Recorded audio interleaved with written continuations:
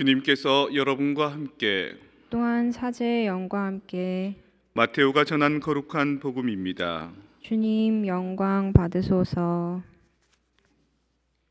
그때에 요한이 그리스도께서 하신 일을 감옥에서 전해 듣고 제자들을 보내어 오실 분이 선생님이십니까? 아니면 저희가 다른 분을 기다려야 합니까? 하고 물었다. 예수님께서 그들에게 대답하셨다. 요한에게 가서 너희가 보고 듣는 것을 전하여라.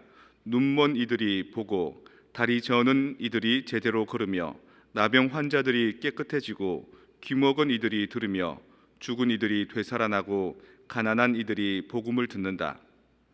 나에게 의심을 품지 않는 이는 행복하다. 그들이 떠나가자 예수님께서 요한을 두고 군중에게 말씀하기 시작하셨다. 너희는 무엇을 구경하러 광야에 나갔더냐? 바람에 흔들리는 갈대냐? 아니라면 무엇을 보러 나갔더냐? 고운 옷을 입은 사람이냐? 고운 옷을 걸친 자들은 왕궁에 있다. 아니라면 무엇을 보러 나갔더냐? 예언자냐? 그렇다. 내가 너희에게 말한다. 예언자보다 더 중요한 인물이다. 그는 성경에 이렇게 기록되어 있는 사람이다.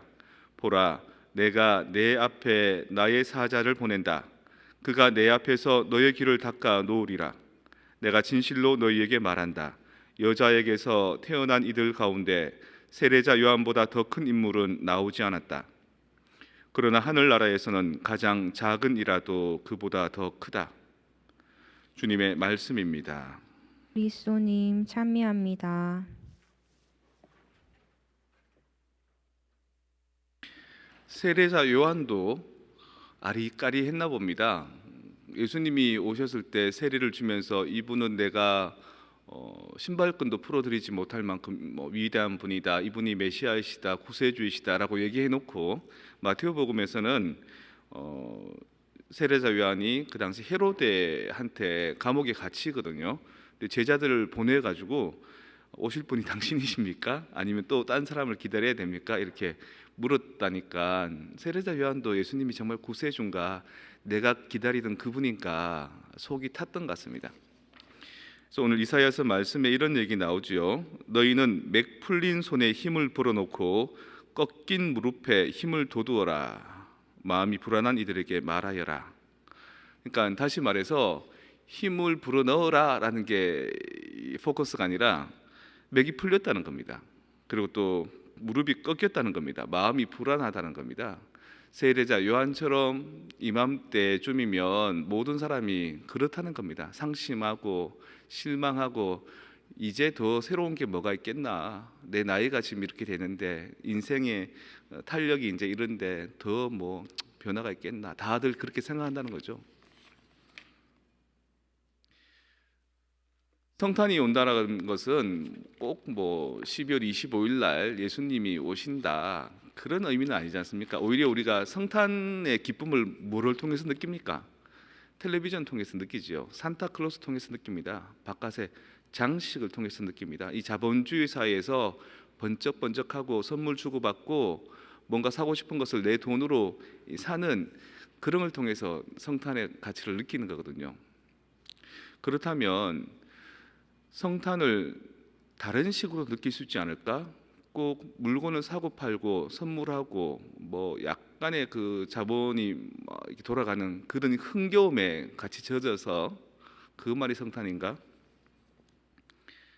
눈먼 이들이 보고 다리 저는 이들이 제대로 걷고 나병 환자들이 깨끗해지고 귀먹은 이들이 듣고 죽은 이들이 살아나고 가난한 이들의 복음을 듣는 것 봐라 이게 성탄이다. 예수님께서 당신을 찾아온 세례자 요한의 제자들에게 얘기합니다. 봐라 지금 이 모든 것이 이렇게 변화되고 있고 좋아지고 있지 않느냐. 이게 성탄이고 이게 부활이고 이게 메시아가 오신 기쁨이고 희망이고 구원 아니냐라고 반문하시는 겁니다.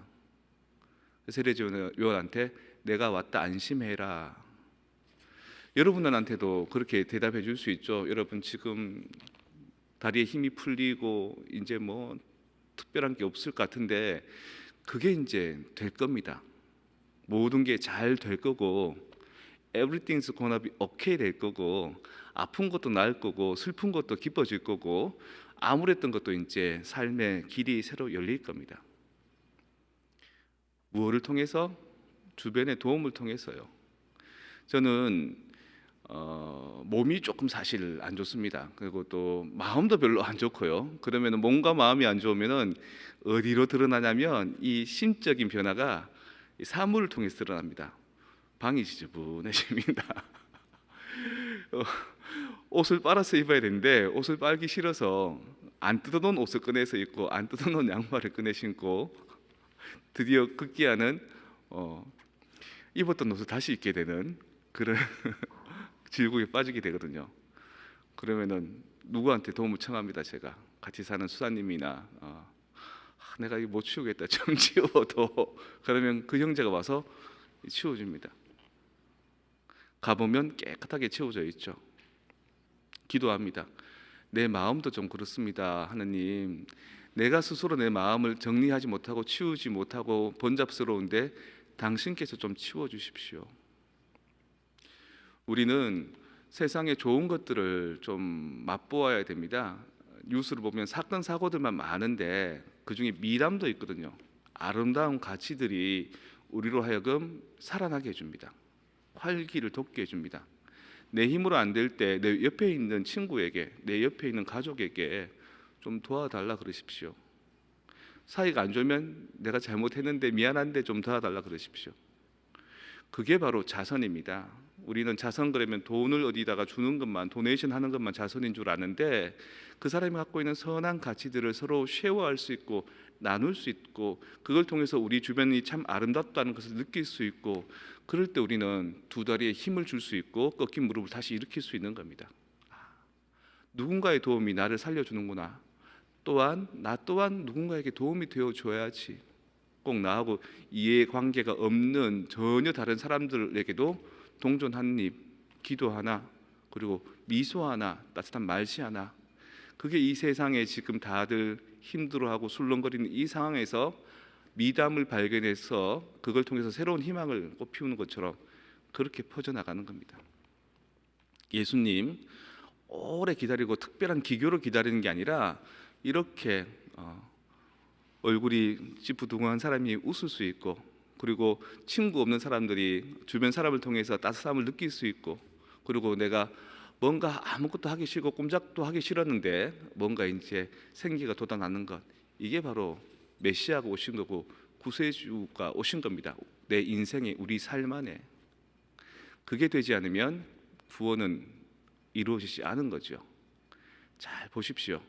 내가 할 수 있는 능력이라면 내가 최선을 다하겠지만 내가 할 수 없는 부분의 것은 어떻게 하고 있는가 주님께서 메꾸어 주십니다. 걱정하지 마시고 좀 마음을 좀 놓으시고 필요하면 주변 사람들한테 도움을 청하십시오. 그리고 여러분들도 그런 도움이 되십시오.